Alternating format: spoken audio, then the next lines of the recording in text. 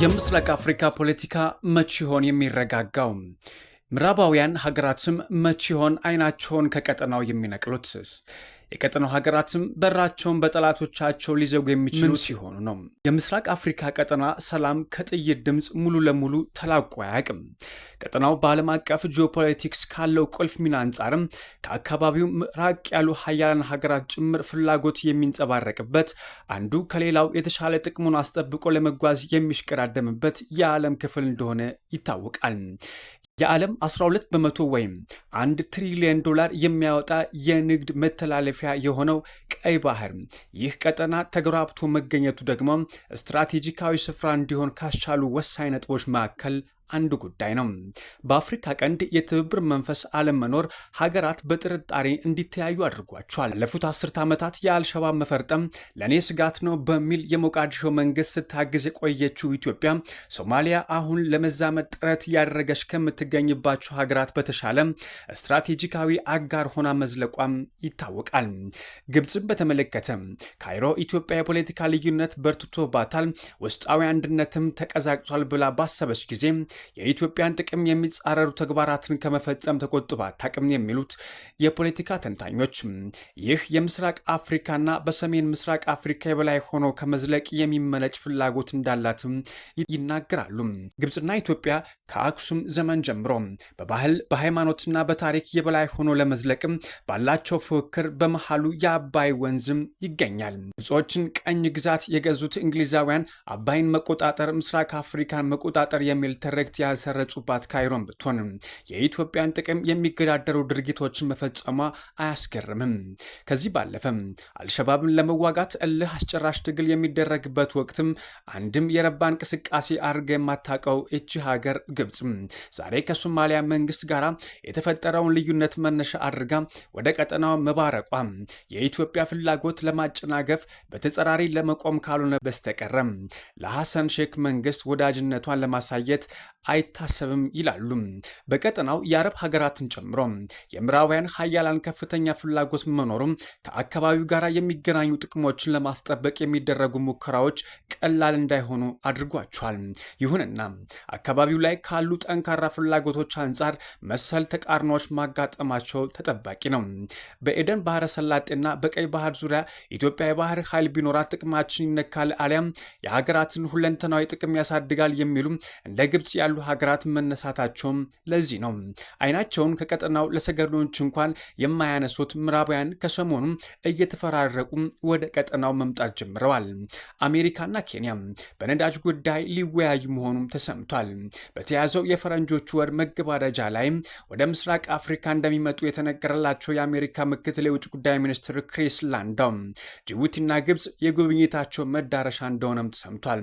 ምክትል ሚኒስትር ላንዳው በኬንያ በሚኖራቸው ቆይታ የኬንያን ነዳጅ የአሜሪካ ኩባንያዎች በሚያወጡበት ዙሪያ እንደሚመክሩ ተጠብቋል።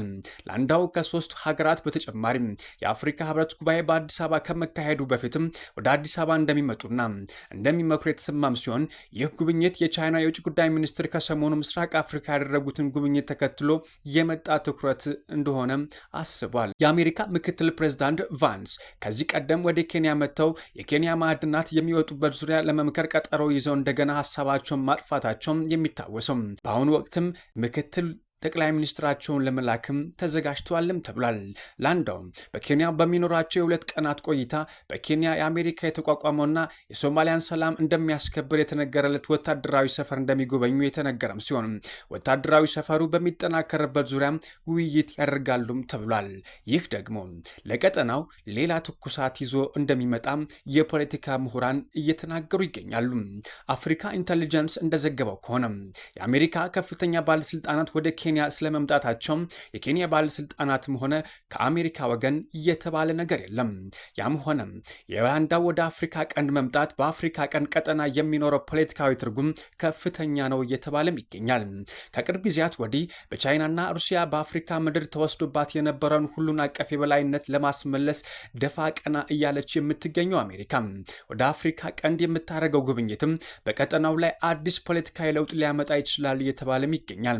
በሌላ በኩል ደግሞ አሜሪካ ከጅቡቲ በተጨማሪ ሁለተኛው ወታደራዊ የጦር ሰፈሯን ከኬንያ ጋር የከፈተችው የጦር ሰፈር ለማጠናከር የሚያስችላት ሲሆን ይህም የአሜሪካን የበላይነት መልሶ ሊያመጣው እንደሚችልም ተተንብዮአል።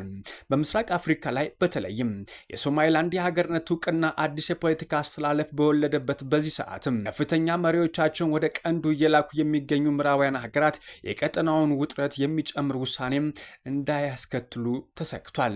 ምስራቅ አፍሪካ ላይ ያንዣበበ አደጋ በሚል ፕሮፌሰር መስፍን ወልደ ማርያም ከዓመታት በፊት በጻፉት ድንቅ የጂኦፖለቲካ ትንታኔ መጽሐፋቸው በመካከለኛው ምስራቅ ያለው ፖለቲካ ቀውስ ቀስ በቀስ እየተንሸራተተ ወደ አፍሪካ ቀንድና ምስራቅ አፍሪካ እንደሚመጣና አካባቢው የብጥብጥ ቀጠና እንደሚሆን ተንብዮ ነበረ።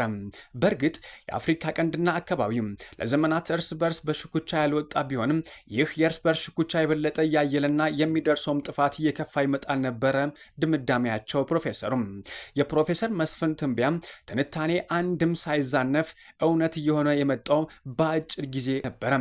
አዲስ የተመሰረተችው ደቡብ ሱዳን ነፃነቷን ባገኘች በ2 ዓመት ውስጥ ነበረ በምስራቅ አፍሪካ ብጥብጥ የተጀመረው። ይህ የእርስ በርስ ግጭት ከ300 ሺህ በላይ ደቡብ ሱዳናውያን ሲያፈናቅል በሚሊዮን የሚቆጠሩ ከቤት ንብረታቸው ተፈናቅሏል። እስካሁን ድረስ ከ100 ሺህ በላይ የሚደርሱ ሱዳናውያን ደግሞ የት እንደገቡ አይታወቅም። ከግጭቱ በኋላም ይህን የወደመ መሰረተ ልማት ለመገንባት የገቡት ሀገራት ደግሞ ደቡብ ሱዳን የበለጠ ዕዳ ውስጥ አስገብቷት ወጥቷል። ይህ በደቡብ ሱዳን የጀመረው የምስራቅ አፍሪካና የአፍሪካ ቀንድ ፖለቲካ ለመረጋጋት አድማሱን አስፍቶ ወደ ኢትዮጵያም የገባ ሲሆን ደቡብ ሱዳን ካሳለፈችው ሰቆቃ የባሰና አውዳሚም መሆኑ የቅርብ ጊዜ ትዝታችን ነው። የሱዳንን የባህር በር ለመቆጣጠር ሀያላን ሀገራቱ የሚያደርጉት ሽኩቻ ያችን በአንጻራዊ ደረጃ ሰላማዊ የነበረች ሀገር አንዴ እያመሳት ህዝቧንም ለሞትና እንግልት እንደዚሁም ሀገሪቷን ለማፍረስ የደረሰ ጉዳት እንደሆነም እያየን እንገኛለን። በአሁኑ ወቅት የምስራቁና የምዕራቡ ዓለም እንደ አዲስ ለሁለት ጎራ የተከፈለና እርስ በርስ እየተራኮተ ያለ ጉዳይ መሆኑ የሁላችንም ግልጽ ነው። እጅግ የሚገርመው ደግሞ የሚያስፈራውና የሚዘገንነው እነዚህ ሁለቱ ዓለም ሀያላን ሀገራት ግጭት የጦር አውድማ የኛው ምስራቅ አፍሪካና የአፍሪካ ቀንድ መሆኑ ነው። ምክንያቱም እነዚህ ሀያላን ሀገራት ያላቸው የመሳሪያና የጦር ኃይል ተመጣጣኝና እጅግ አውዳሚ በመሆኑ አንዱ ሀያል ሀገር ሌላውን ሀያል ሀገር በቀጥታ ለማጥቃት ቢሞክም ውጤቱ ዜሮ ድምር ጥፋት እንደሚሆንና ተያይዞ ማለቅ እንደሆነ ጠንቅቀው ያውቁታልና ስለሆነ የተሻለው አማራጭ መንገድ በሌላ ደካማ ሀገር ምድር ላይ የእጅ አዙር ጦርነት ማድረግና የጉልበት ፍተሻ ማድረግም ይቀናቸዋል። ይህ የእጅ አዙር ጦርነት የሚደረግበት ሀገር ህዝብና መሰረተ ልማት የቱንም ያህል ቢወድም በሀያላን ሀገራት ላይ የሚፈጥረው አንድም ጫና አይኖረውም። እንዲያውም ዘርፈ ብዙ ፖለቲካዊና ወታደራዊ ድጋፍና መሳሪያን በግዢና በብድር በማቅረብ አዳዲስ መሳሪያን ውጤታማነት መሞከሪያ በማድረግ አሮጌ መሳሪያ ማራገፊያ በማድረግና በእጅ አዙር ጦርነት የወደቀ መሰረተ ልማትን በብድር ለማልማት ዞሮ መምጣት የእጥፍ እጥፍ እንደሚያተርፉበት ጠንቅቀው ስለሚያውቁት አፍሪካን የጦር አውድማ ማድረግን ይመርጣሉ። ቀጠናውስ መች ነው የሚነቃው? የቀጠናው ሀገራት መሪዎችስ መች ነው ለሀያላን ሀገራት በራቸውን የሚዘጉትም?